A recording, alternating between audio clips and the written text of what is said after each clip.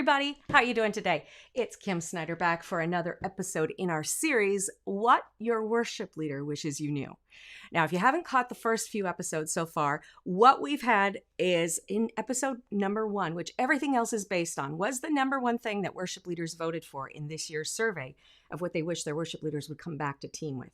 It's been a really unique year, so they have a really unique list. And at number 1 was naked worship. We go through a lot of stuff in that episode that is going to be really integral for the rest of this series, so please don't miss that one. In episode 2, confidence. I tell you about 2 major artists that you know the names of, probably own the albums of, who approached confidence the wrong way and how that impacted their major career. You're not alone. I gave you some great tips to start working into true confidence in episode 2. We talked about in our 3rd episode, dressed up worship. We took it from naked to dressing it up and taking it to church. It's our public offering. And that was some really great tips in that one too, about what you do once you've done 1 and 2, then how do you make it effective in your body of worship for your people. And today, we're going to get into the nitty gritty because today is vocal control. It's knowing that a note that you sing will show up when you open your mouth. I mean, how many times? This has happened to me so much of my life before I got it together. I would go, well, that note came out in practice. I sure hope it's there for me when I open my mouth, now that it's time. And vibrato. What do you do if you don't have one? What if you have one? It's getting out of control. And I've got a special little bit of insight on ages of worship singers and leaders. Some of you are very interested about that. I know what I found out was a shocker. I'm going to share that with you today. I am, in this episode, let me not forget, I'm also going to give you what's missing in most singers and a vocal quick win tip that will fix it all. We're also going to take those 2 concepts of vocal control, meaning stability and reliability when we open our mouth, and vibrato control, and we're going to put them into a song. We're going to put them into what a wonderful name it is today, and I'm going to show you how I mark things to improve those things. All right. I'm Kim Snyder, professional singer, master vocal coach, and creator of the Voice Club method. I do things that no one, to my knowledge, else is doing, and that is to let you know how actually to master your own voice, not be reliant on somebody else, and know how you did it. You deserve to know that.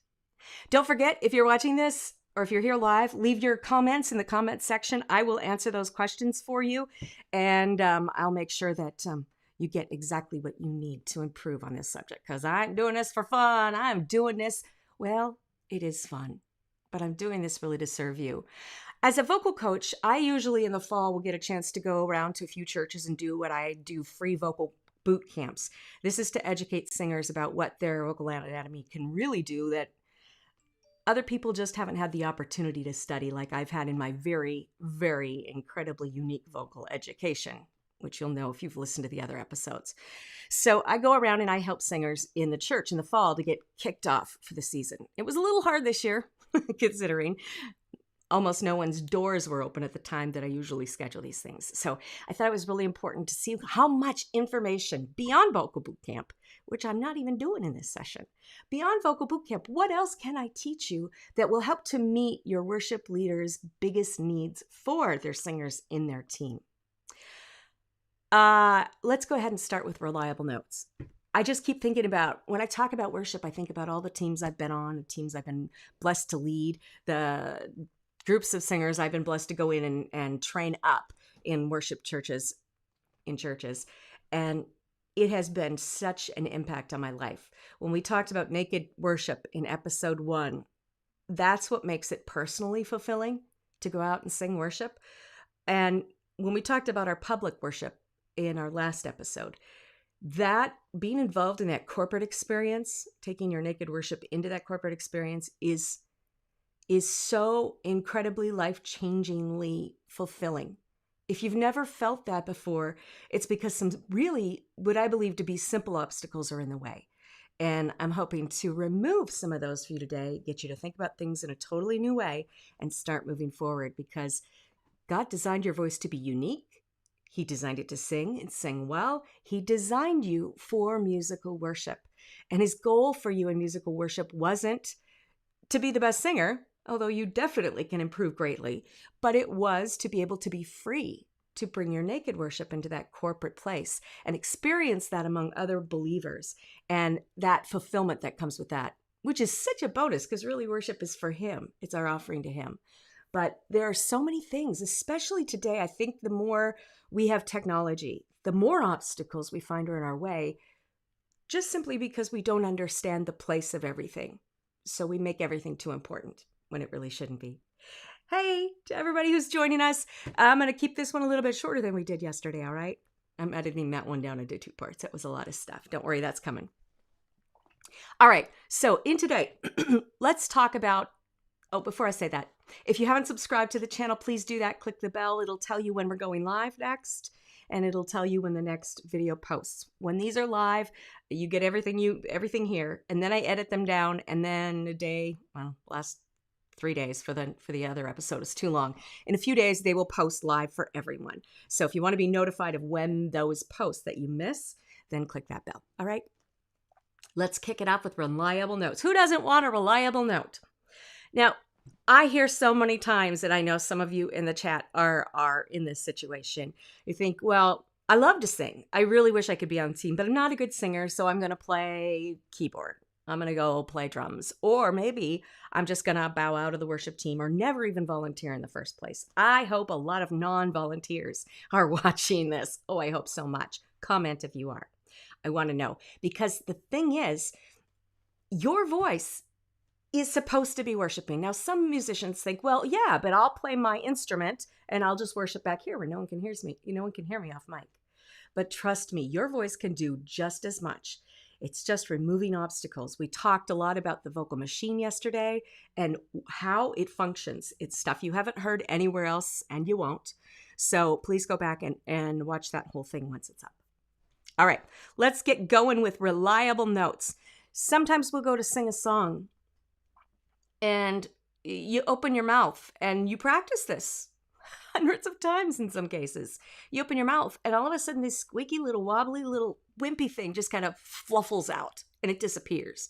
It is so incredibly embarrassing, makes you unconfident, which leads to stage fright, which leads to all the things we talked about in the last episode, right? Unreliable notes. In other words, opening your mouth and not being confident 100% sure what you know is going to come out of your mouth is the number one reason for vocal unconfidentness. Yeah, I made it up. Why not? Put it in with slang. I'll just add it to the Wikipedia. It is the number one reason. If you feel that you're not a great singer and everybody's a great singer but you, I want you to know it's the number one reason why really good singers back out of the worship team. I have known in my life so many phenomenal singers that are believers, and I'll ask them, oh, are you serving in your church? What are you doing in your team? And they'll say, oh, I don't do worship. And I'm like, why not? And their answer is usually some connection to this. They don't feel confident when they go to feel worship music. They don't understand why, but their voice is not as good as it is when they sing other kinds of music. Therefore, when they get into worship, they feel like a failure. And then they feel like, well, people know that I can sing. And if I sing like that in church, it's going to be humiliating. And so they'll just back out. We have incredible singers in almost every church in the country, in the world that are great, that will not step up for worship for this reason. So today is going to be something for anyone. If you've never sung outside of your shower because you're unconfident, this will affect you. If you've been singing professionally your entire life, but you have that experience in church, one of the reasons is what we talked about in episode 2 and 3, why worship music is so much more difficult to sing than any other genre. There's a reason we don't sound as good.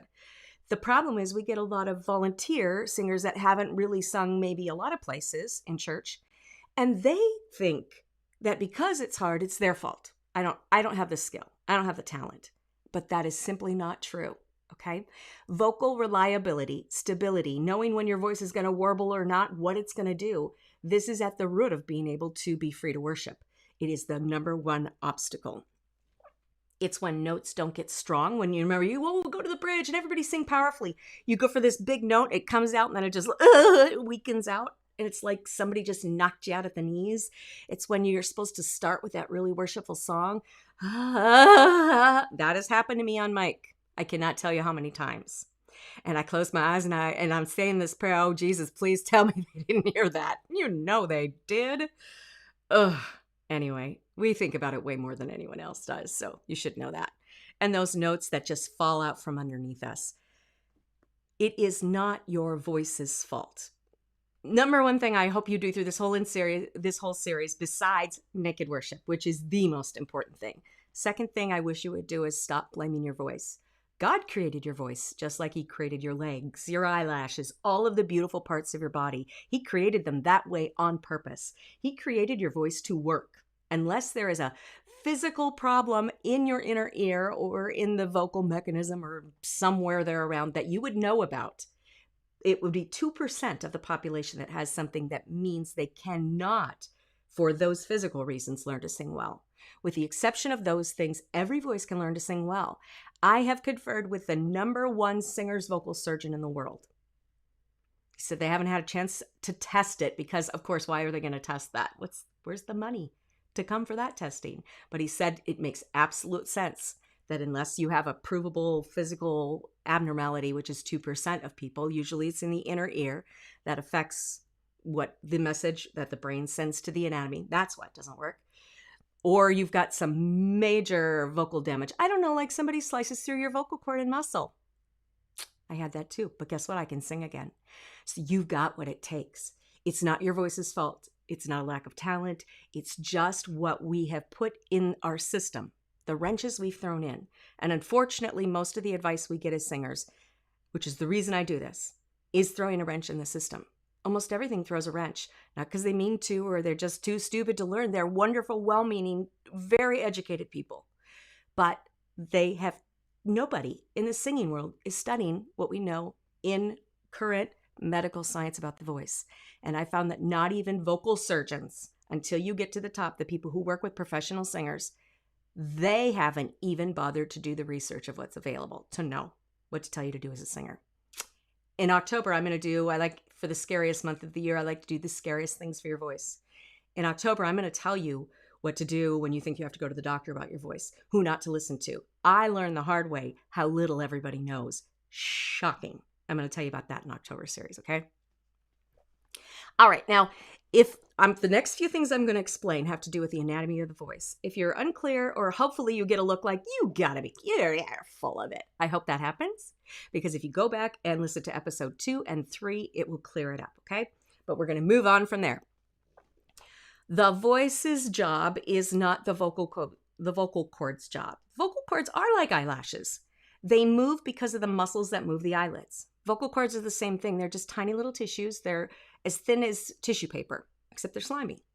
Your vocal cords are the length of your thumbnail bed, the pink part.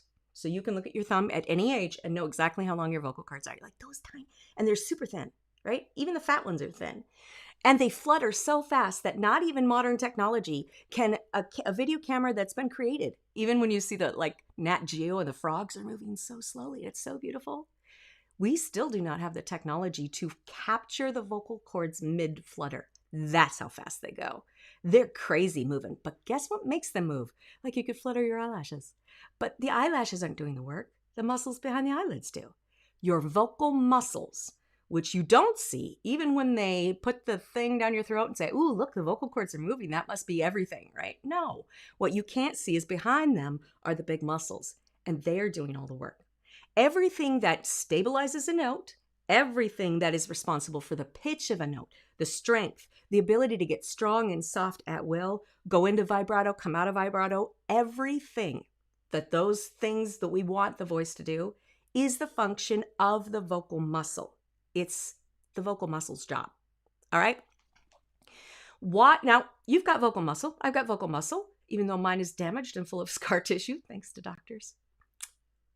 I spend the rest of my life going to doctors. I just think the irony is so large there. If you say, well, I've got vocal muscle, why doesn't my voice do what it needs if it has everything it needs? If you're right, Your voice has everything it needs. But like I look at my body, especially after septic shock, I lost 50 pounds in 4 weeks when I almost died. And when I came out of the hospital, I could see my bones and my skin was just melting off of it. Did I have muscle? I absolutely did. But it was absolutely lethargic. It couldn't do anything. Now, I've had an opportunity to experience what probably no other singer ever will, and so far no other singer in written history has. And that is having to repair a voice when you literally have no muscle mass in your entire body, including your vocal muscles. So I can tell you firsthand experience that you got a whole lot more vocal muscle, and it's a lot more conditioned than mine was when the second time I had to rebuild my voice.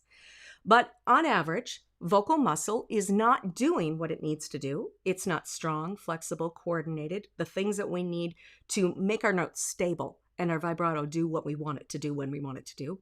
It doesn't do that, not because it's doesn't have the potential, not because you haven't done a 2-hour singing lesson. Just a side note, it doesn't take 6 months to see anything improvement. If anyone tells you that, they don't know something that is going to get you there. It also is not about singing more. It's not about how much you sing that will build that vocal muscle. I could walk around the park 100 times and I'm not going to be ready for the Olympics. It's about knowing what the muscle needs to complete the task and it being able to be trained specifically, which I have found takes very little time if you do it right, if you just get to the point of things. It's like me learning to cook. I'm happy to throw salt in there. I don't want to measure it. I just know it needs salt. It needs sugar. It needs chocolate. Everything needs chocolate chips. And coffee. Everything. You can smoke meat with it. It's real. But that doesn't mean that that's the best way to make something. So just know, don't believe what you've heard. Everything. I'm telling you, I've experienced something different. I've had it confirmed with really great people. And we've been teaching singers to do it for 10 years. So it's true. Why isn't your muscle doing things besides, okay, so you're saying, okay, my muscle needs the specific, work so that it knows what to do and blah, blah, blah. Great. Well, then shouldn't it be doing something? Because it's there and it's muscle. And I've been singing a lot, so it knows singing, the pattern of singing. Probably not. And here's why.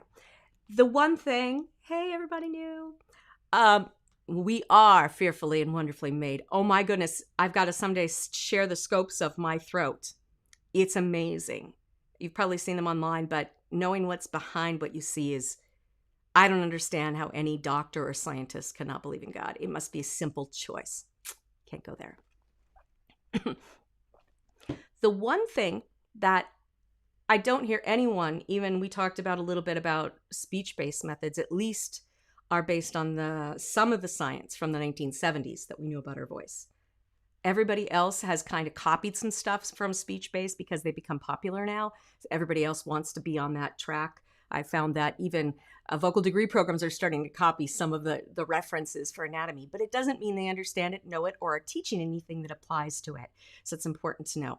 What none of them have thought about, which I had to think about, I had severe brain damage from the blood-brain barrier dying, which is the last thing it dies before you croak. My blood-brain barrier was exposed, so I had brain damage.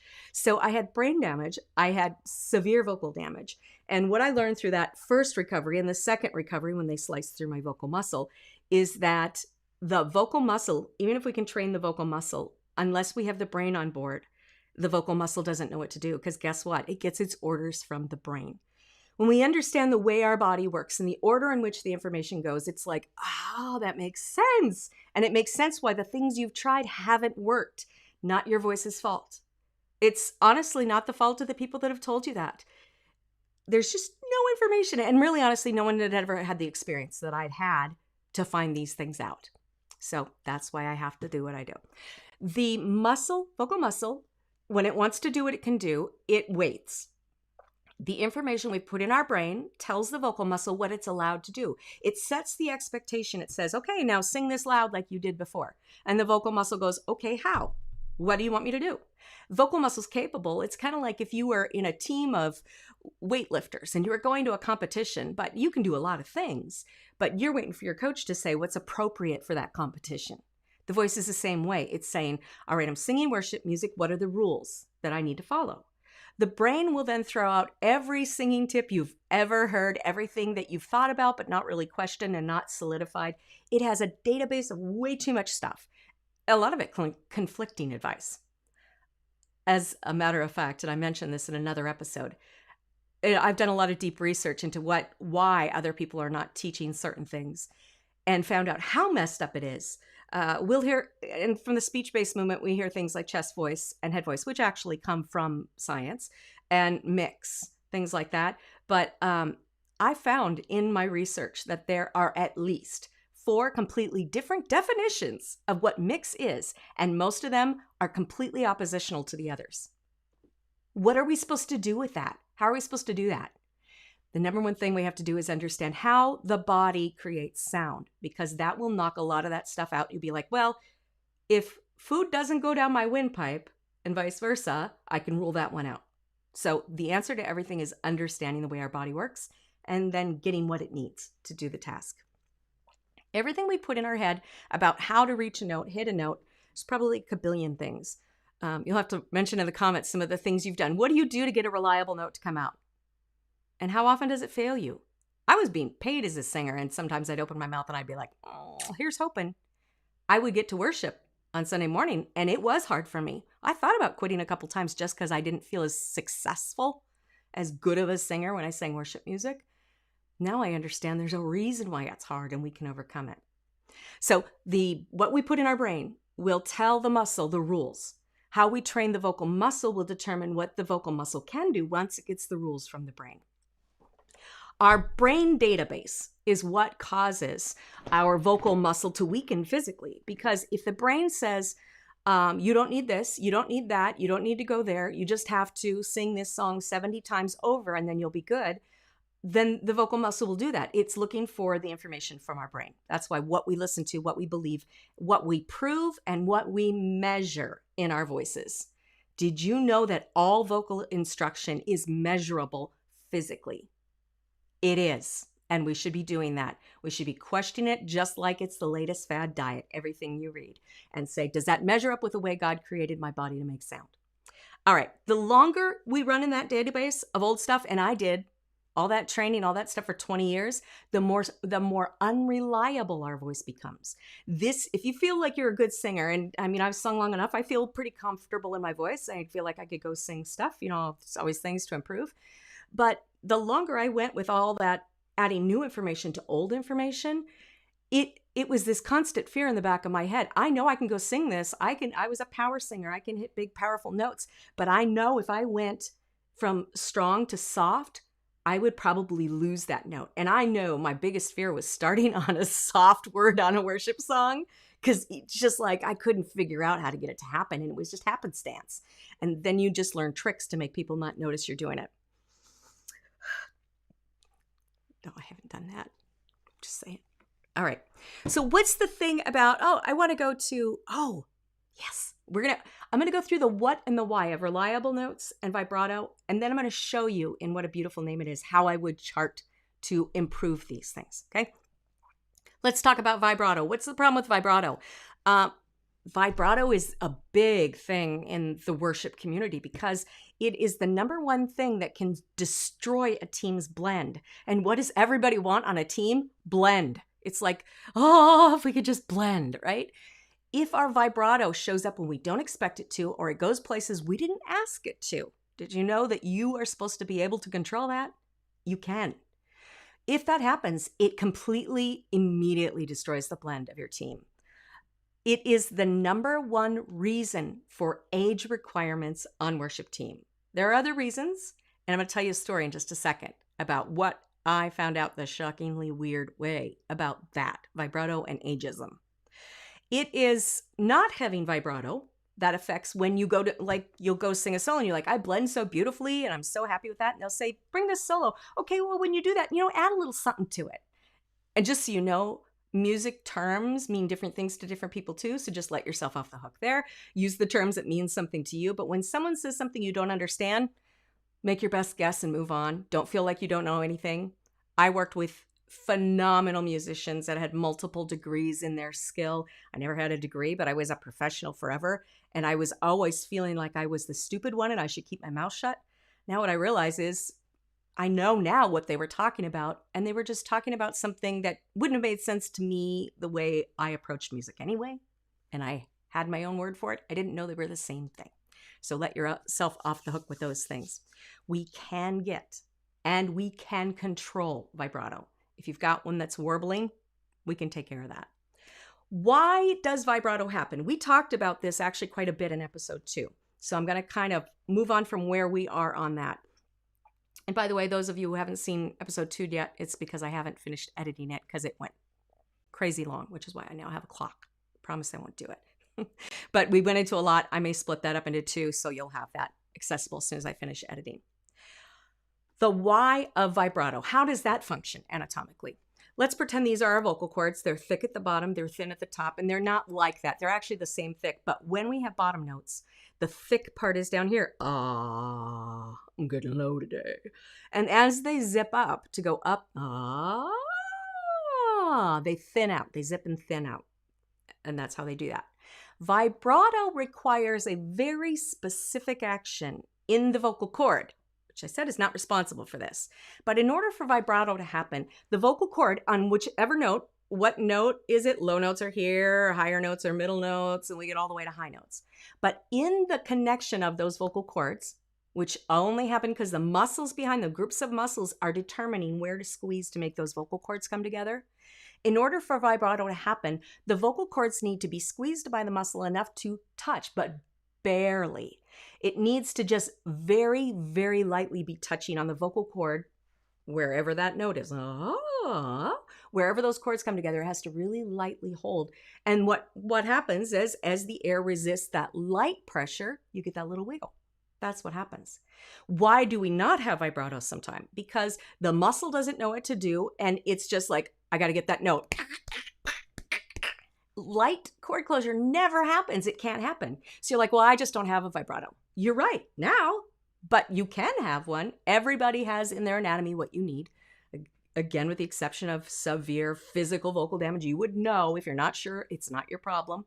I can't tell you how many times I've had people join my, I have a vocal repair clinic, and they will come in and I'll do an assessment, because usually I find out at the assessment, they think they're damaged and they're not. So we'll do the assessment and I'll say, you don't have damage. Here's what's going on. But so don't worry about it. Unless you have a serious issue, ask me anytime in our group. Go to thevoiceclub.com. There's a new community group. You can join there and then ask me any question anytime. Okay. If you don't have vibrato, it's because the muscles aren't sure how to squeeze, when to squeeze to enable that light cord closure to happen so the wiggle can happen. Why don't they? Because the brain has wrenches in it and it's sending the wrong information to the vocal cords. What happens then in the voice when we have a vibrato that gets out of control? Same thing, opposite side. Okay. Vocal muscle does what it does, but either the vocal muscle is too weak, which happens as we age, by the way, or it's just it's getting the wrong information, that it is choosing to not squeeze the muscle enough for there even to be good enough cord closure to happen that wiggle. So the vocal cords get this close, but not touching, not barely touching. We have the muscle that's trying too hard, squeezes out your vibrato. Not enough muscle, gets close, but the warble is bigger. That's why the warble gets bigger, we think, as we age. Okay, I'm going to tell you my story about vibrato in an audition of a worship team. Is that okay? I'm going to try to keep it short. I've been on the other side of the table for the people who audition the worship singers when you have especially the big fall kickoffs. And this happened to be in a mega church I was in, and I was on the other side. And at that time, I was 40 something at the time, and the worship leader was much younger than me, I have no problem with that. I was a worship leader when I was young, but we were going through as the team behind. We had leaders of all the different ministries that use singers. And I and the worship leader were from the A team, the Sunday morning people. So we went over the criteria. And this is what I said to you singers too in one of the other episodes. You have to not feel, it's hard to, but try not to take things that you hear from your worship leader personally, because most of it is coming through the filter of every church will in some way communicate or hint, but not communicate clearly at what kind of sound they want, what kind of look they want. Every church is extremely unique in this way. They filter in some way, shape, or form, sometimes very clearly, sometimes very poorly, to their worship leader what they want that person to do to put it into action. And that person sometimes very clearly knows what they have to do to make it happen, but many times guesses how to make that kind of opaque picture come true in the worship team. So a lot of times when we ask our worship leaders something, when they look like this and they're looking around, not looking at you, they're thinking about, how do I make this happen for my job, what I'm supposed to be doing? How do I put this into practice? Not, oh no, this person is asking me again, I can't stand their voice. But that's the way we take it, right? Okay, so I'm on the other side of the table. Before everyone comes in, we're going over what the the board has handed down, what they kind of the church direction. And then the worship leader has taken that information and he went down. It was really nice because he went down exactly what the board said and then what he was going to put into practice to make that happen in a functional way through these auditions. It was very clear cut, very well managed. And he went down and then some words started coming out and they were talking about who we don't want on worship team. These conversations happen. By the way, most of the time it's not about, we don't want this person, we don't want that. It's about what we can't have that will disrupt what we've just been told we need to have. It's really not a personal thing. I was surprised to find on leadership the other side, it's really not nearly as personal a thing as I thought it was as a singer. Gave me hope. We are going down the list of what we cannot have in the worship team because it will kill what we have to have in the worship team. And the expectation is, because people know that our voice tends to get wobblier as we age, and that a wobbly vibrato or a vibrato that is just present when we ask it not to be, which is just as bad, honestly, to the blend. We can't have that because we all want blend. That's the goal. So there's always this opinion that we need to make sure that we have people that either don't have a vibrato or know how to control it. And because there is an assumption, well, there is evidence that our voice does get wobblier as we age because muscle in our whole body weakens. There is an assumption that there should be an age cutoff or at least an age consideration in the worship team because those people are not functionally able to control their vibrato because that has been worship leaders' experience. They don't know anyone over a certain age that could control anything.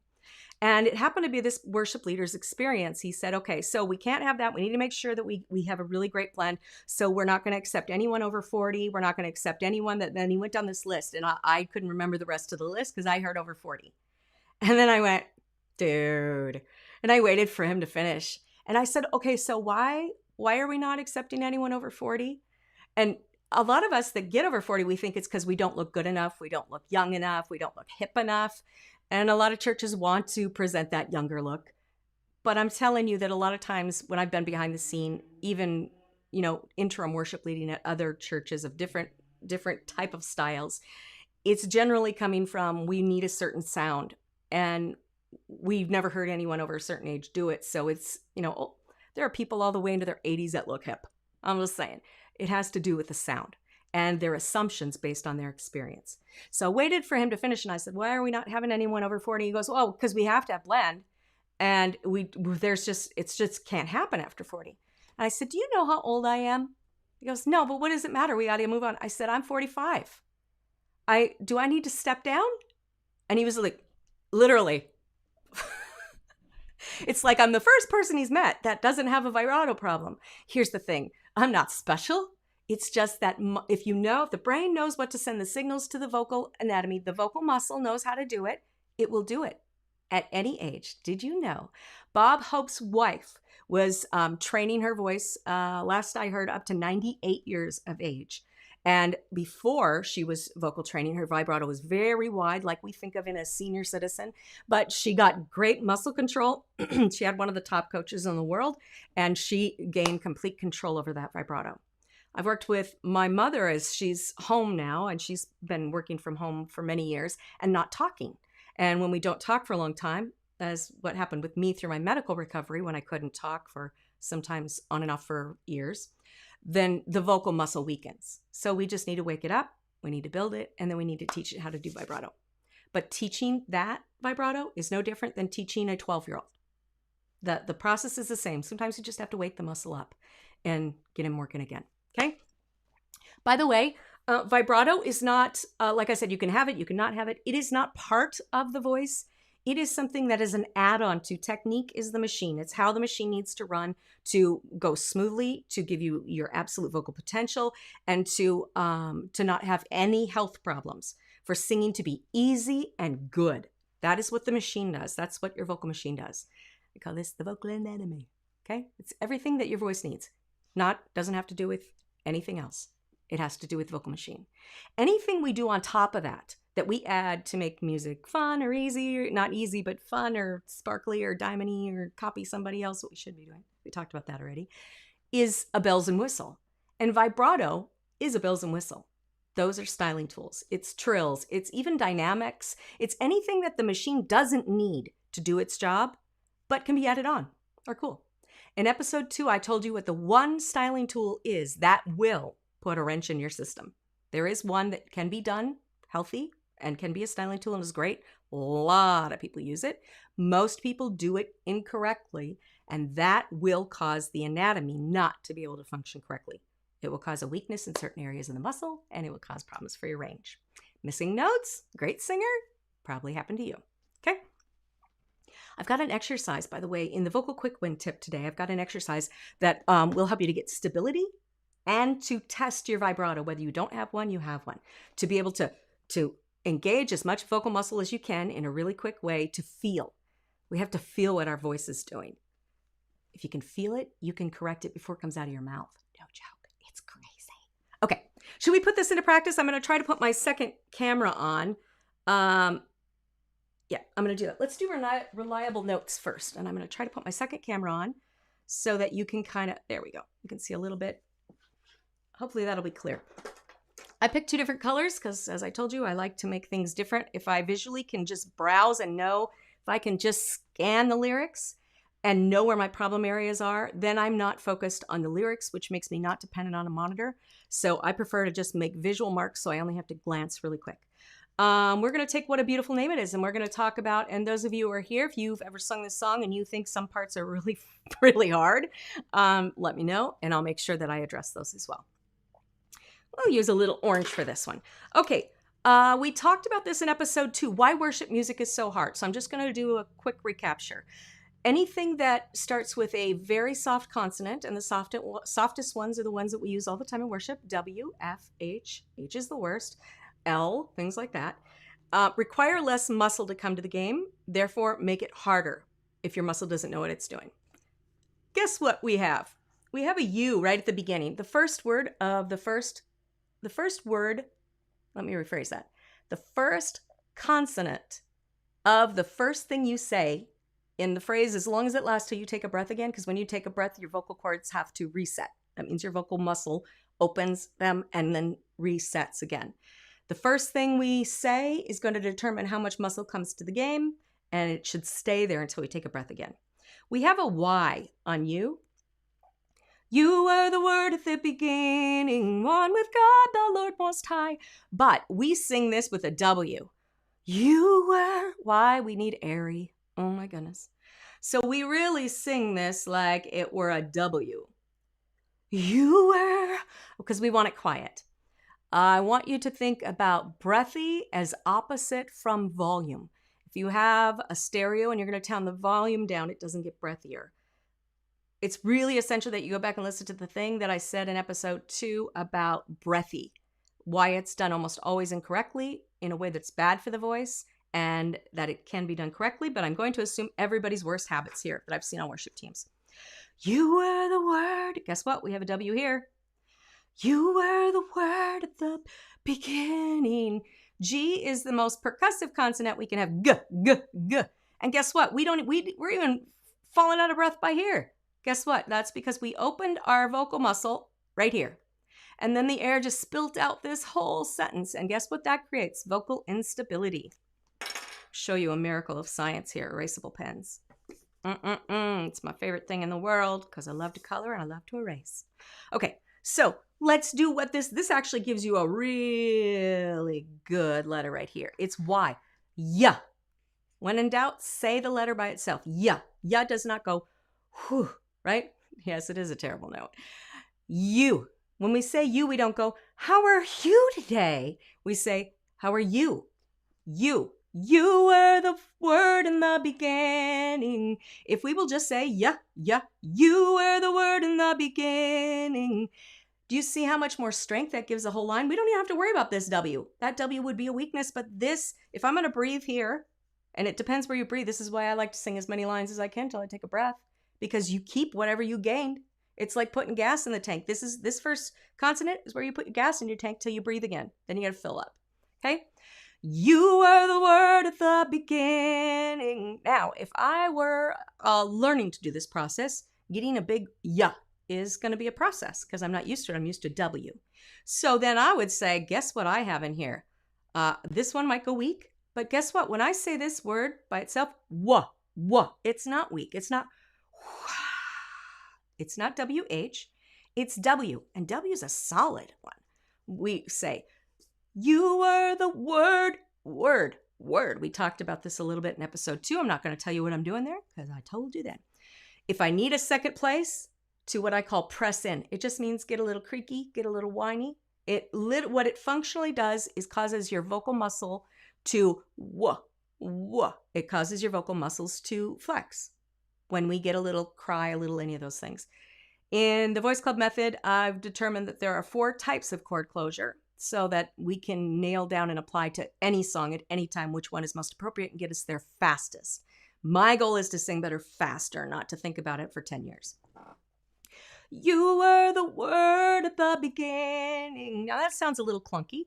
If I'm finding that this sentence is weak when I'm singing it, I'm going to look at both of those as my options. I'm going to probably keep them both underlined. Now, am I going to sing, you were the word at the... No, I'm not going to sing like that. I'm going to practice like that. And once my Y gets solid enough, I'm going to leave this on my lyrics. You were the word at the beginning. I would not breathe here because, again, you keep your power when you keep going on the same gas tank. But I'm going to put a breath here because everybody else does it. Now we have one with God, right? If actually it's a WH. H is your enemy. And whenever we put a WH in front of something, it becomes weak. H is weak. One with God, the Lord Most High. We have an L. That's a soft one. We have an H. H is our enemy. Let's get the H out of there. That's what I always say. We got a perfectly good one.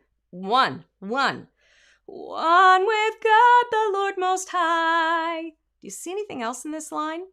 I said there is a consonant that is you can make the biggest squeeze in your muscle. G is a power consonant. If I feel it's starting weak, I'm going to dig into my G. One with God, my Lord Most High. Try that sentence. Start with a WH, one with, and then press into the G. Those who are here, do it right now. One with God, the Lord Most High. In any key that's comfortable for you. Key doesn't matter. What you'll hear is that it's weak in the beginning and then it gets stronger and you feel like you don't run out of air. Chord closure, baby. It's all about the muscle. One with God, the Lord Most High. If we have enough muscle squeeze on the first consonant in that road trip, then this L doesn't matter, this H doesn't matter, because we got gas. We're pressing on the gas. We're good, right? Let's say we're going to breathe here because everyone does. Your hidden glory in creation. Because we have to do breathy, right? No, it's a Y. Come on. Yeah.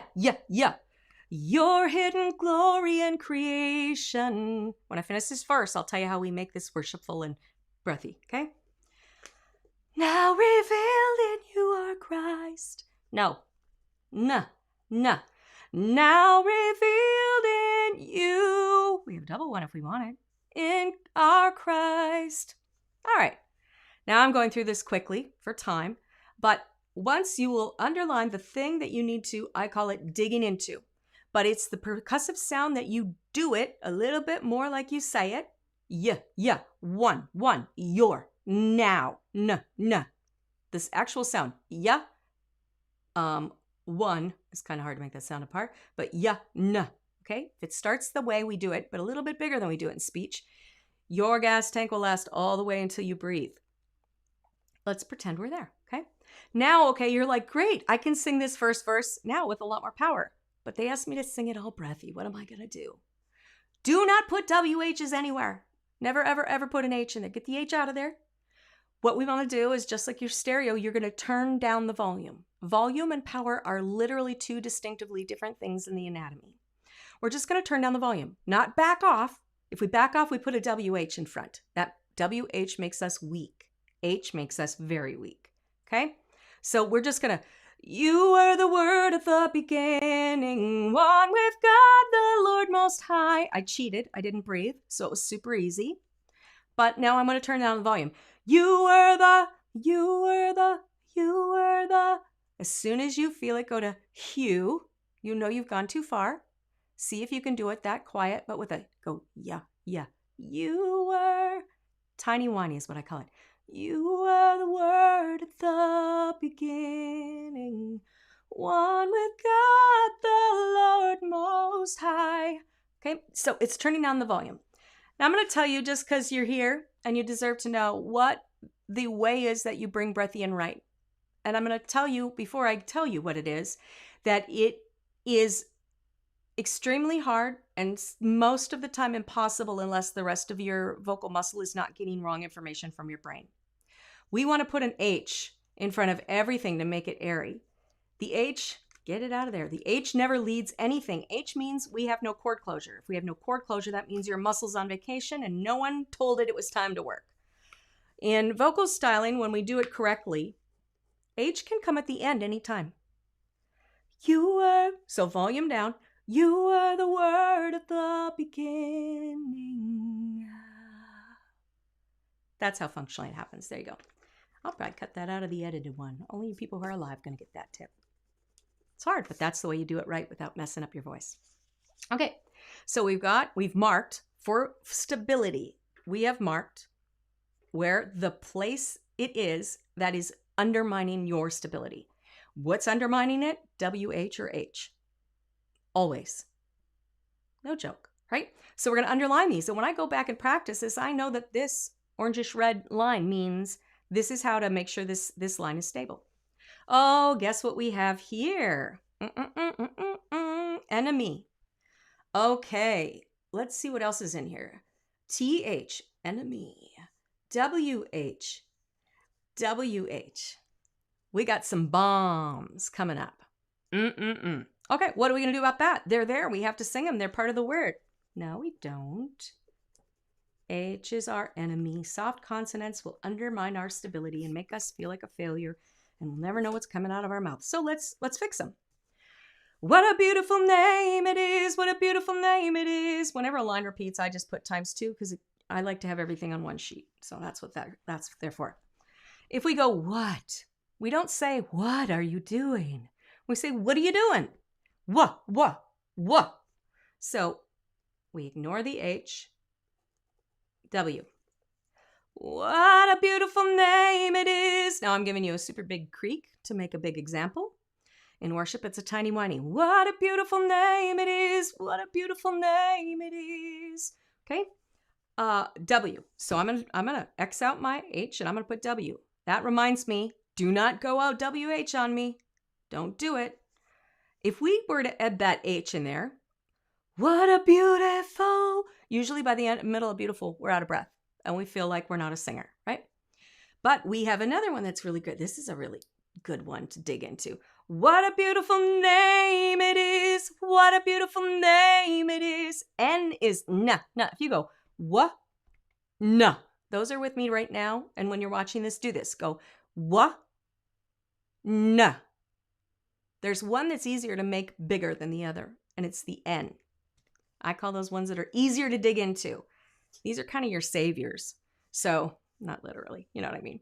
So when I'm learning, and W is really hard to get a what on because I've been doing WH my entire life, I know that I'll probably underline N because that will give me an extra boost to my stability. What a beautiful, so if I go, what a beautiful name it is, I can regain my gas right there. That's the gas pedal, okay? If I'm good at my W and I've been doing it a while, I only need the W. The name of Jesus Christ, my King. All right, the. We don't say like that. We don't say THWU.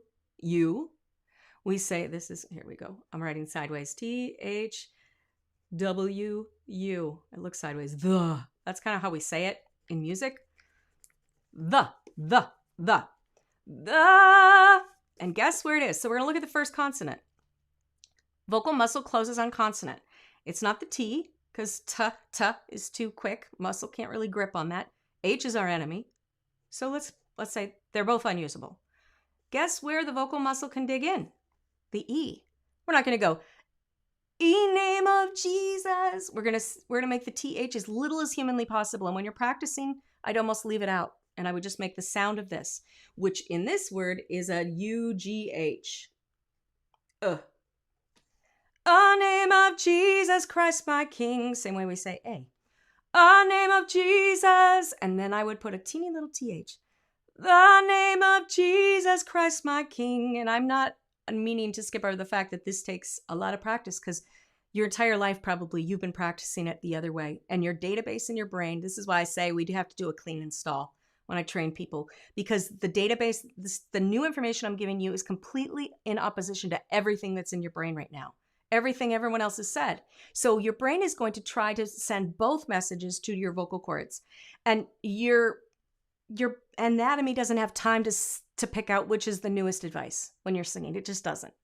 So stop thinking about airy. Put airy in last. H goes at the end. The name of Jesus Christ, my King. And then we've got, again, we've already done this. We know H is our enemy, but wah is good. We can dig into that. What a beautiful name it is. Nothing compares to this. Now, if I breathe and I say nothing, we got a good end there. Nothing compares to this. Nutter butter. Nah. Okay?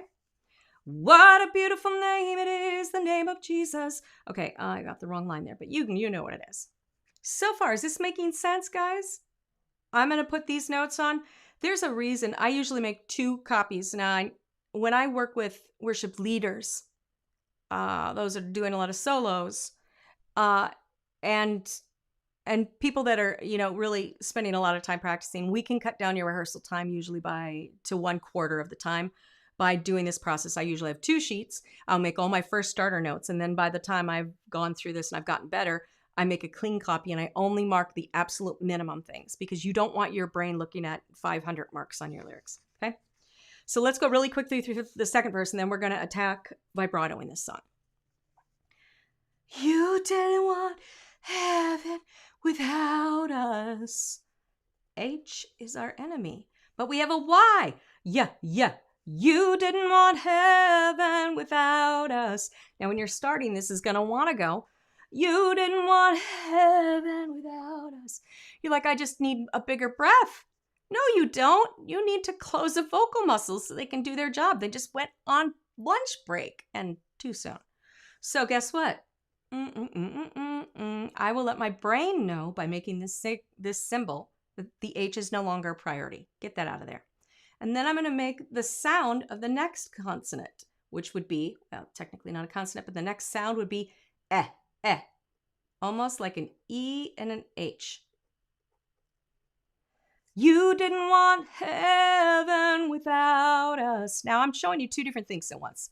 Is this a phonetic change? And some people will say this word like that. And that is most of the time a quick fix.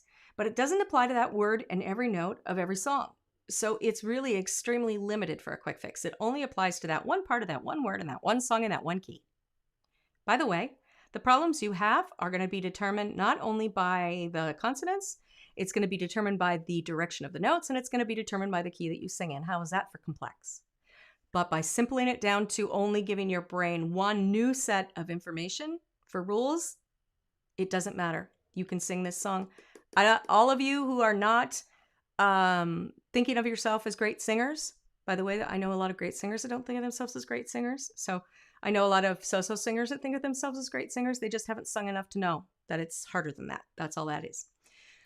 But just these simple things will make your voice so much more stable. Stability is a absolute mandatory part of confidence. Because if your voice doesn't do what you ask it to do, you have no control, and then you blame your voice. Then it just doesn't happen, okay? Okay, somebody tried this. I got a yes, yes, yes. All right. You didn't want heaven without us. Okay, so here's a unique, this is why I like to run through lyrics in a song. We got, so Jesus, you brought heaven down. Okay, so is a throwaway. If you some of you are musicians. So Jesus, really Jesus, right? If you were singing and worshiping, your eyes closed, forgot to look up, you'd probably say, Jesus, you, forget the so. I like to do this for myself. When I don't know a song, I'll put parentheses around it. Like, that's a throwaway. It's not really important. I mean, can we dig into that? The S, we can't. It's too short. We can go, so Jesus. But I'm thinking about me. And I'm thinking, sometime I'm going to forget the so. Let's make a backup. And I say, J, J, J, J. That'll work. So Jesus, you brought heaven down. We have a Y too in there, right? B, if you go B, B, B, not as good as N or G. So, not important enough. Let's find the biggest ones. Now, if I am one of those by the bookers, which I've never been, and I'm singing so every time, maybe because I'm leading worship and I have to be the example, and so is every time, then I pick O. You see why this changes depending on the choices you make as a singer. But understanding what undermines you, which is H. H, anything with H or a very soft consonant like a TH, L, L, anything that doesn't cause the vocal muscle to squeeze really good. Wah, that's what happens with vocal muscle. La does that, but G does that with your vocal muscle. That is what determines the stability in your notes. So Jesus, I went down a key. My brain must want me to sing it. So Jesus, you brought heaven down. My sin was great, your love was greater. Anyone have a guess? My sin. It's going to be one of the first ones. What can we dig into? Yep, my sin was great. Your love was greater. Now, I will tell you, when I start with somebody who's just starting to clean their entire brain system and do a reboot, I give them extra crutches to have extra places, because sometimes your old data will start singing this and you see it, but guess what? Your voice is going to do it the old way when you're performing. And you're like, what the what? I worked on this. It's because you have all that old stuff still in your database. That's exactly why it happens. It's the only reason it can happen. So you're like, oh no, I'm singing and I missed that. Then I give them a, we'll catch up here. There's another one. Usually it's in the middle of the line someplace. My sin was great. Your love was greater. So if you want to find two for yourself, it's usually halfway through. You look for another good place where you can go, yeah, ma, g. See what other ones are good. Ma, na are great. Just make those sounds phonetically and see how big you can make them, and you'll see which ones are easiest. Okay? What could separate? Oh, man, no. Don't do that to me, H. You don't belong in there. It's a wha. What could separate us now? Not always in the middle of the sentence. You can't dig in anywhere and separate. We could, but it's going to be awkward. Separate. You know, I mean, there's like 5 places I could find, but let's not go that deep. What could separate us now? The reason I made this choice too is because of the direction of the notes. If we're doing that, it makes it harder. So I'm thinking way ahead. I'm thinking about the direction of the notes, how the vocal anatomy handles the direction of notes, how your voice will handle it in the key that you're in. And you're like, well, I can never do all that. That's okay. That's why people come to me. You're not supposed to be able to do that. But at the very beginning, you can do powerful things with your voice just by remembering H is your enemy. Your voice is not unstable. H is undermining it. H requires the vocal muscles who need to touch together with the vocal cords in between. It causes them to do this. And if your brain tells your vocal muscle to do this, your vocal anatomy cannot make a reliable, concrete, solid sound. It physically cannot happen in your body. Okay? Not your voice's fault.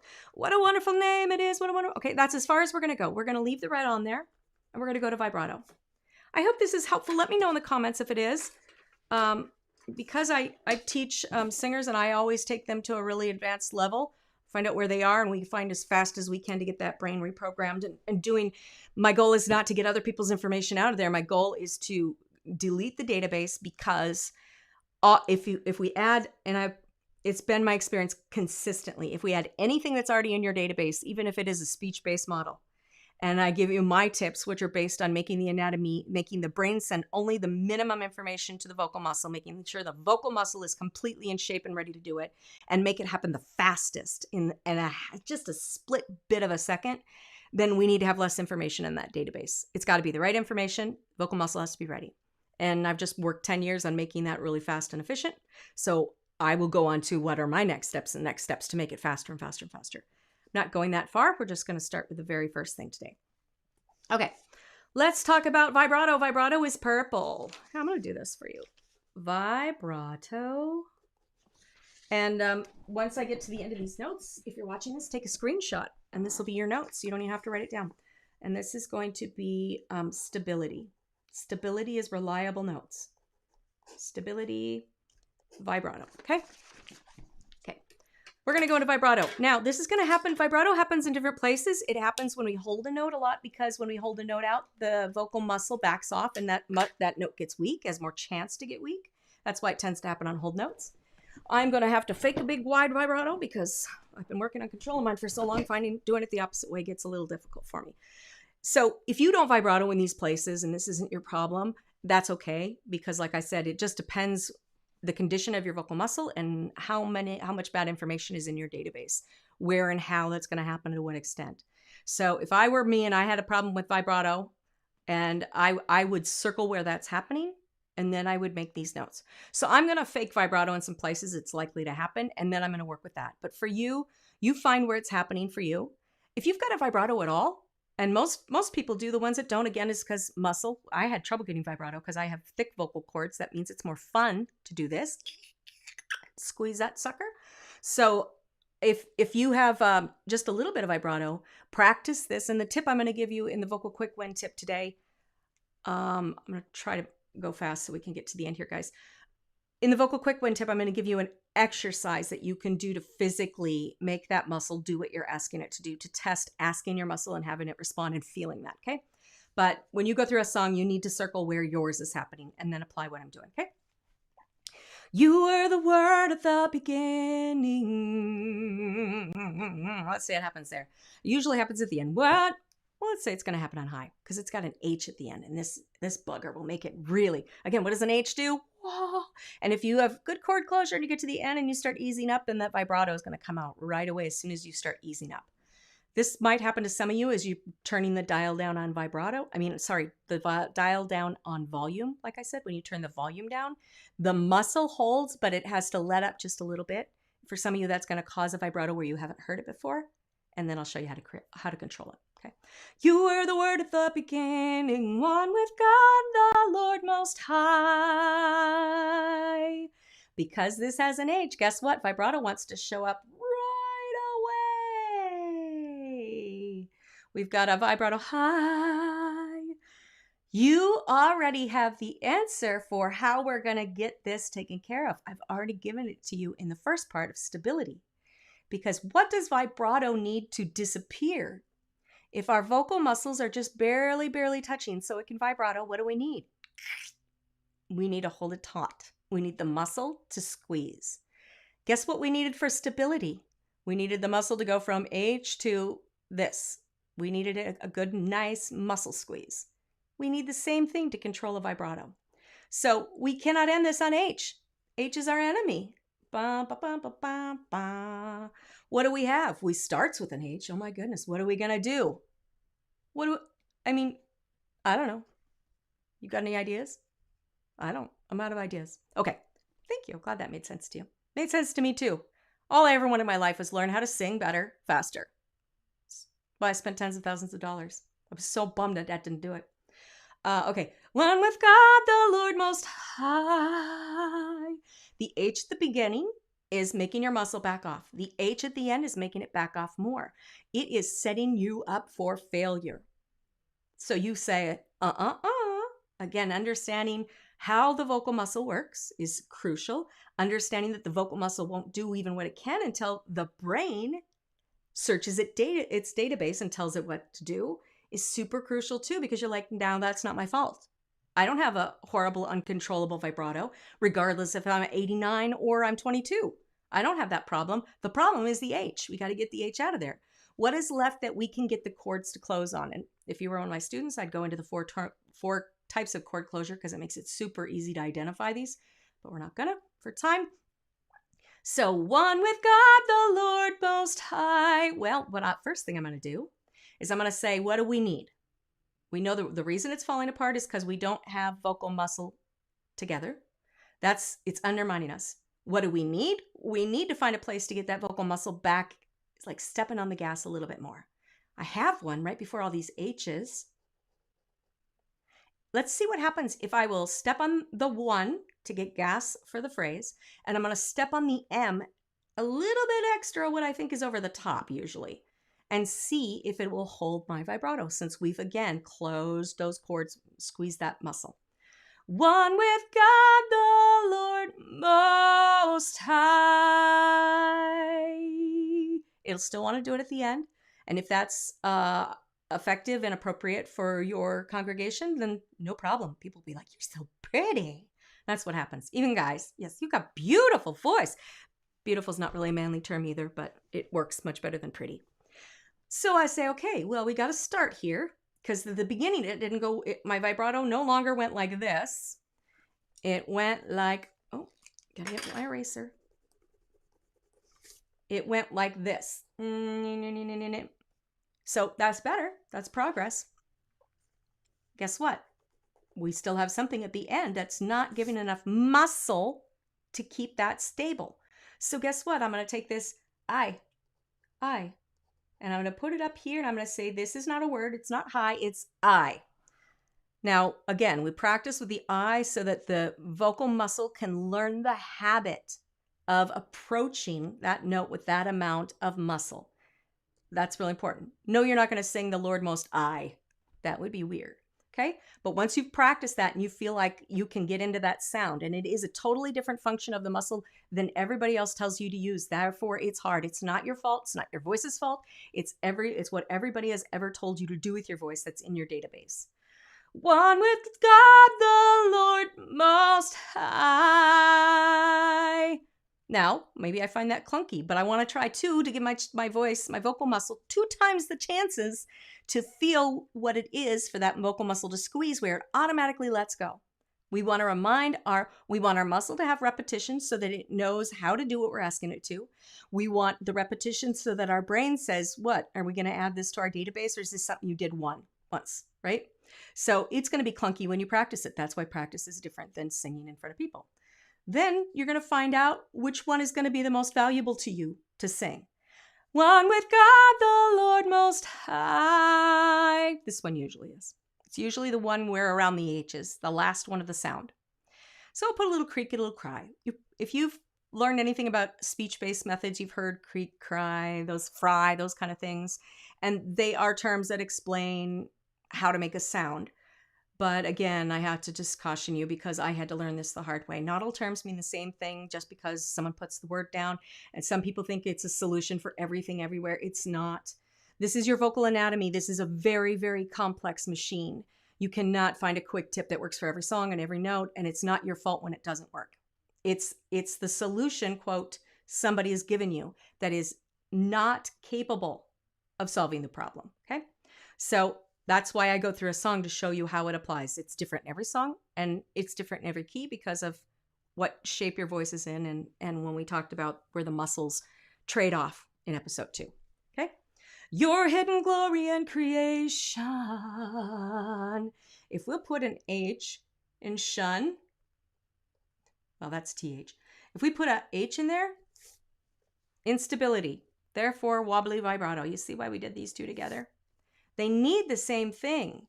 The problem is instability for overactive vibrato and notes falling apart.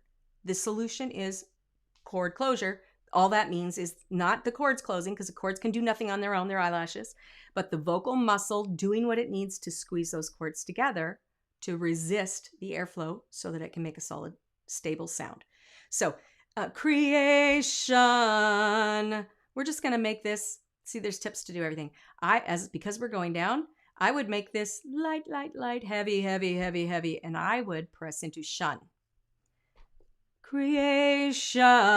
It's really easy for the brain to get that. That's why I would do that there.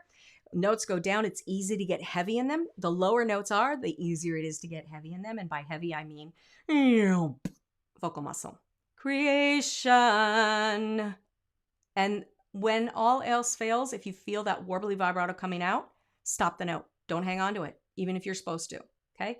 The worst thing in worship is a bad blend. Bad blend happens when vibrato gets out of control, happens where it's not supposed to. If you had a directive from your worship leader or your song director, your choir leader, not to make any sounds, any term he uses that makes you think of vibrato shouldn't happen there, then it's better to get off of that note. Creation. Press in here and then cut it off. If you can press in, hold it, and not have the vibrato take over, that's fine. If you have, especially in a choir, understand that a choir director's job is not to make you sing better. A choir director's job is to get a mass sound that is similar from all of the participants. You will not get advice in a choir, I'm sorry, even if they have a degree, because I'm still retraining singers that have degrees. You will not get information, especially from a group trainer, that will help you vocally personally, and everything they give you is to apply to the group sound, not for your voice specifically. If you think about it that way, you'll protect yourself from a lot of bad habits that will, again, add more wrenches into the system. Okay, so cut it off if you have to, because it doesn't mess with the blend. If you can get it solid, then go ahead and hold it. Now revealed to you are Christ. Now we don't have a problem vibratoing here. Why? Now revealed to you are Christ. What a beautiful name it is. Guess what? You may find that this line, if you can get this strong, the next line, you don't even have to worry about this W. Now, if I've been practicing a while, this is my first notes, I might go ahead and erase that note because I don't need to worry about that anymore because I'm holding this out and I don't have a problem. When that problem disappears, that's why I like erasable pens. These are Frixion, by the way. You can get them anywhere, but it's Frixion is the only brand that has true erasable pens. Thank you. Now revealed to you are Christ. What a beautiful name it is. But I like to always, just because, even if I'm just in mid-sentence, press into that why. Now we get to styling, dynamics. We always want, there's a reason I told you in the last episode why I write lyrics the way I do. You'll notice that my chorus is in bold and my verses are in standard. This is because visually when I look at that, I automatically sing bigger. It's a visual cue. When it's bold, it's bigger. When it's bigger, it's more. What does your brain think more is when it's talking to the vocal muscle? It tells the muscle to engage. Okay? Choruses are bigger. If I make it bold, I don't even have to think about it. I'm automatically going to sing it bigger just by knowing visually this cue that it's bold. It's another vocal quick tip too. What a beautiful name it is. What a beautiful name it is. And the more of these lines you can string together, the more power you'll have throughout. If you're going, you're like, oh yeah, that worked, but now I'm in church and I'm a little bit nervous. You're going to find your vocal muscle will always back off a little bit when you're in front of people. So when you rehearse these things on your own, you go over the top. Always go over the top. Make sure you can do it over the top. Just say, if I back down 3 levels from where my voice is doing it now, will this disappear? Because that's what's going to happen when nerves set in. Even if you're a great singer, something distracts you, that makes you nervous, sets you can't remember where you are in your lyrics. It'll undermine your stability. That's why having a muscle that's trained and controlled and flexible is the answer for that, because it's so solid and it knows what it's doing. It won't let go because it's trained like a good dog. I have a service dog, a mobility dog, and he's very well trained. And I'm like, so easy because he's trained, right? Same thing with muscle. If I go, now revealed to us our Christ, what a beautiful name it is, what a beautiful name it is, the name of Jesus Christ, my King.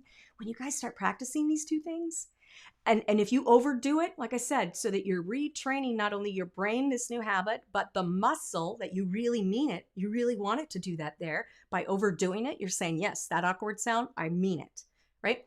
When you do this, you're going to find all of a sudden you're not as short of breath. You don't need to breathe a lot.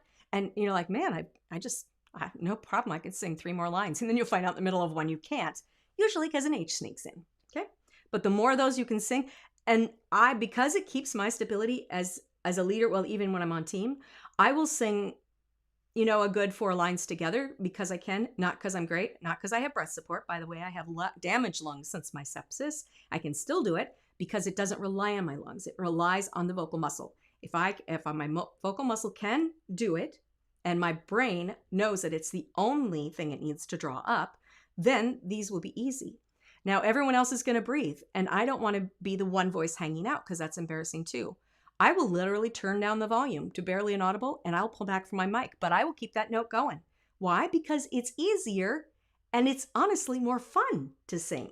So I achieve the goal of the group by turning down the volume on my own voice, pulling away from the mic so no one hears it. It's not bugging anyone else. But I maintain the power of that muscle by going as far as I can. Play with that at home. It's super, super fun. One more verse and we're moving on. Okay. You didn't want heaven, right? No H. Now we're doing the red part. Fine. So you didn't want heaven without us. If we put an H here, it will do this. If we do you,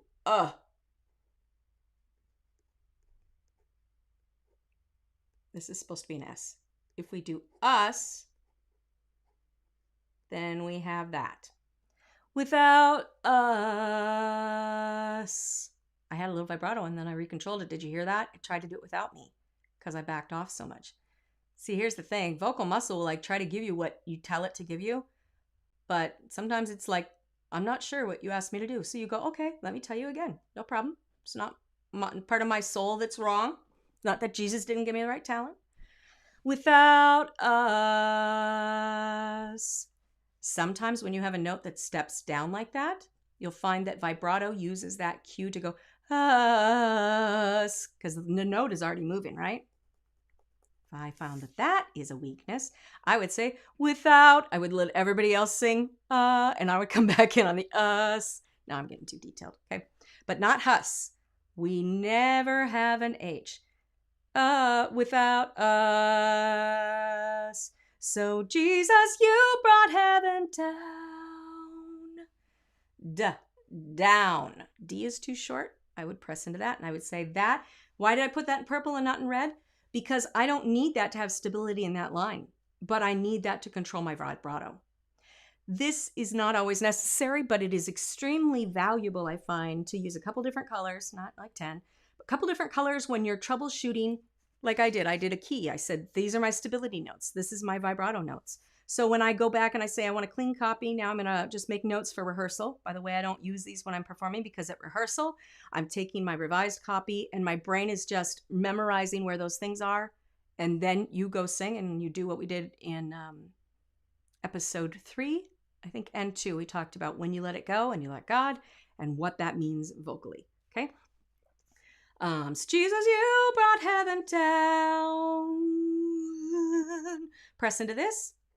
That will help. Okay. My sin was great. Your love was great. It is not great. That goes like this. It is, I'm sorry, I should write it this way so you can read your notes.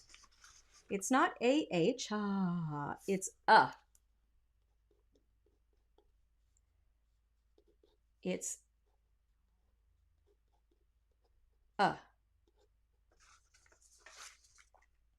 there. Your love was greater. Now, people will say, when I actually have come in to teach a white choir how to sing with soul, so much fun. So if you're singing contemporary worship, you don't want greater. And if you have a lot of people doing that, it's because they've probably had some classical information. And that was meant for people in the 1800s. I'm just cutting to the quick. It was, classical music was not meant. It is a style, by the way. When you look at the anatomy, the brain, and then you look at all singing instruction and you divide it by what we know the body does or doesn't do, how the body does and doesn't work, then we know that classical is no different than rock or ska or worship. It is a type of music that got a bunch of styling rules thrown in with technique to make a certain sound. No one but me separates the technique from the styling because they all teach everything that kind of affects both and they don't know that it anatomically is different.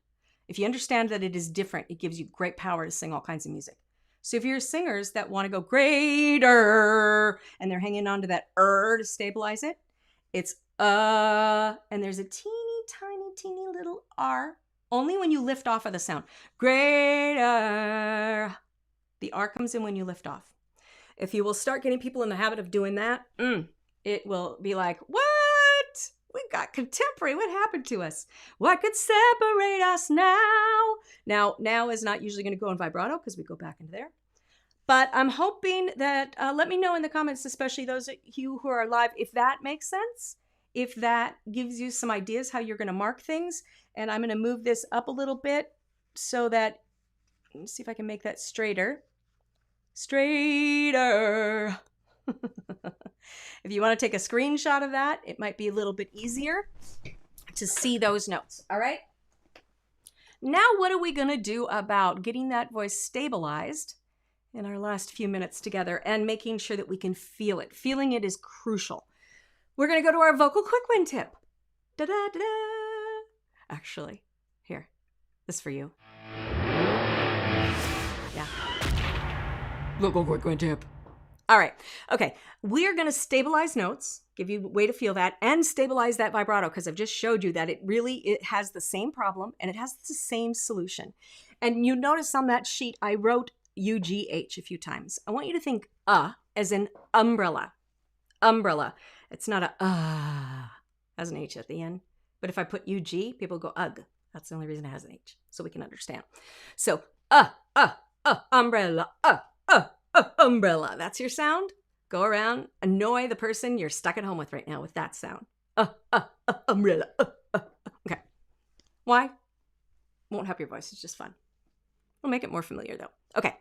We're going to say Now, when we put this into music, it tends to go It's not that. Umbrella. Umbrella. If you want to, if you're not sure, if it gets harder than it should, look in the mirror and say and then sing the part that you think sounds hard. And then you'll notice that these muscles in here are C shapes. They are not at any point necessary for making sound. They're not in the vocal machine. But because sound comes out our mouth, if we get these going the wrong way, they will make it harder for us to sing. Don't have time to get into that. So whenever happens, we have other problems. So your reference is umbrella. Okay. You're going to go on any note. It does not matter what note you do this on. Matter of fact, if you'll just pick a note that you feel is comfortable, guess what your brain does? If you find yourself singing in the wrong key sometimes, I've got video of a student doing this who wasn't a singer. And then his wife was training with me and he said, "Do you think I could sing?" I'm like, "Yes." And so I put him through this session and I'm going to show it sometime in a video. But he can sing. He was singing Queen Rhapsody. What is you know what I mean? The Rhapsody song. But it's fine. But whenever he could sing it fine. But as soon as we put the music on, he could not sing it in that key. And he's like, "Well, maybe I just can't." And I'm like, "No. Here's what happens when you sing in the wrong key. When you start, your brain has got all of this database of things you have to do to sing right? And then it's got to funnel how to give that information to your vocal anatomy so that it will do what it can. But because you failed in different areas, your brain is going to say, if you don't have any place you're supposed to start, like music isn't starting, you don't have a note to start on, it will automatically pick a note that is most comfortable for you where you're at vocally. Did you know that? So when you sing in the wrong key, it's because your brain says, "I want to make you successful. My job here is to make sure you're not embarrassed. So start here because I got your back here. Anywhere else, it's a crapshoot, right?"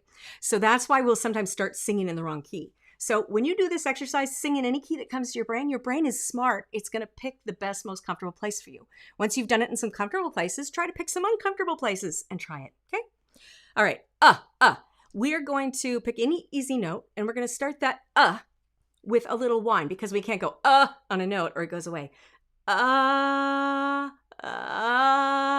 Which is technically a fry. We can go a little whine.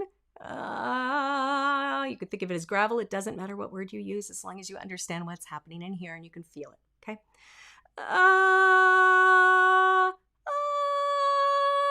The higher you are, the tinier that whine gets. Any note you pick, you start with that little creak or that little whine, and then the goal is to hold it. You're going to hold it. See how long you can hold it out. Okay. Doesn't have to be loud. Volume is different from power. Power has to do with how much muscle. Volume has to do with few other things we're not going to get into. Okay, so you're going to pick any note, and I think some of you are doing it now.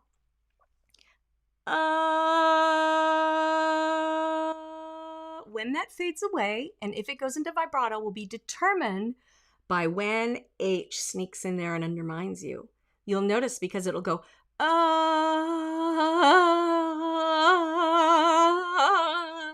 you'll actually hear and feel the instability. Okay? Now make sure doesn't happen. It's umbrella. You got an umbrella, you're standing on the floor right in front of you, and you're looking at your umbrella and going,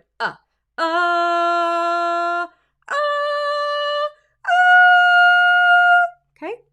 You don't have to hold it forever. That's not the goal of anything. But starting it with that little creaker cry, it's just a little squeeze with the muscles, what we're doing. Then you're going to hold those notes as long as you can. And when you hear the H, that's the beginning of the end. Okay? You get an idea for how much muscle you have and if your brain will accept that new information.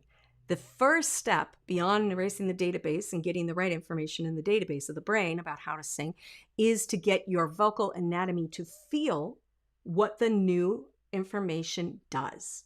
Someone can tell you to feel it in the mask, but tell me how you put that in a way that you feel it. I have asked so many big vocal coaches, what does it feel like? Well, it's kind of round. Some people say it's triangular. Some people say it's a color. I'm like, well, I can't, how do I grab onto that? It's just because of what they're basing all their teaching on doesn't allow for any of that information. What I've learned in my very, very, very hard road down the anatomical path of the voice is that you can feel it. You can give your voice a directive. You can feel it in your voice. And once you feel it, it gives a secondary, much more powerful training back to your database. So when your database tells your voice, do this, it remembers the feeling and it can bring it up. But if you say, feel it in the mask, make the sound round, your anatomy goes, yeah, how did we do that? How did we get there? But if you go, umbrella, and because you remember what it feels like, okay? Try that this week. All right. If you have vibrato, it will show up. And it should show up when you want to. It's a styling tool. Vibrato, once your database gives the right information, your vocal muscle is able to do what it needs to do. Sometimes our vocal muscle, honestly, has gotten very uncoordinated, not usually weak, sometimes weak because of medical things, because of not talking for a long time. We've all been home and not talking as much as we probably do at the office. Vocal muscle weakens just like any other muscle in your body. So if your vocal muscle even is strong, but it's uncoordinated, it will have problems getting vibrato to do what it wants when it wants. Now, I've given you a tip during our working on the song time, what to do when you're in that song and it starts to back off and get warbly. Cut that sucker off. No one will even know, promise. And when you can feel what your voice needs to do, the brain tells the anatomy remembers the feeling, and as soon as the anatomy starts, I cannot explain it until you've felt it yourself, but every singer I've worked with has, so I know it's real. It's this super split second you're going, this is going to come out wrong. That's not the feeling. And it recorrects on a dime. And before the sound comes out of your mouth, it's corrected. Even though you knew it was not starting. It was like, I can't remember. Yes. And it clicks in. It's crazy powerful. So I want you to know your voice is capable of that. Don't blame your voice. It's not your voice's problem. It's all the stuff in the database. We do not have hundreds of thousands of people to sing to. And I've done that. It was cool, but it's easy. Singing in front of one person is the most difficult audience ever.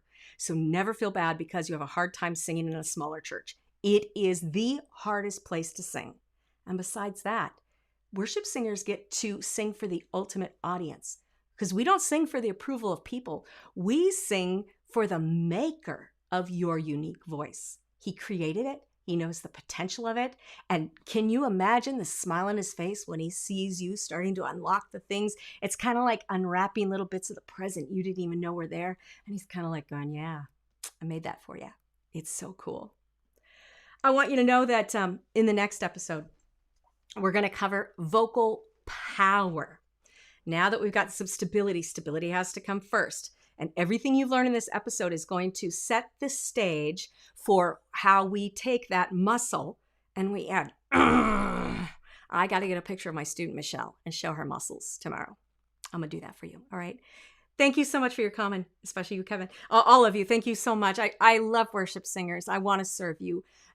You are a singer. You were created to be. You have so much potential that science hasn't even tested now, but I've tested it in hundreds of voices. And if I'd known that this was available to us, human beings, especially believers, it would revolutionize every worship team and everywhere. We would be like, I want to be on team. I want to be on team. I want to be on team. And we'd all be growing in our excellence. And I feel like if I can do one thing that helps one singer, although I'd rather it be every singer on the face of the planet at the time that I'm alive and afterwards, to get one step closer to that, think of the impact that will make in our church.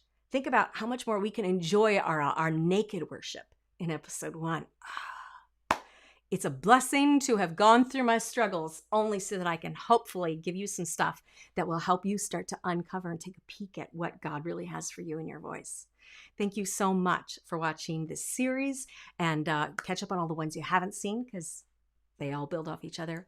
Love you guys. I'm going to see you tomorrow at 11 a.m. Pacific, and these will be posted later day or so. Okay. See you guys. Bye.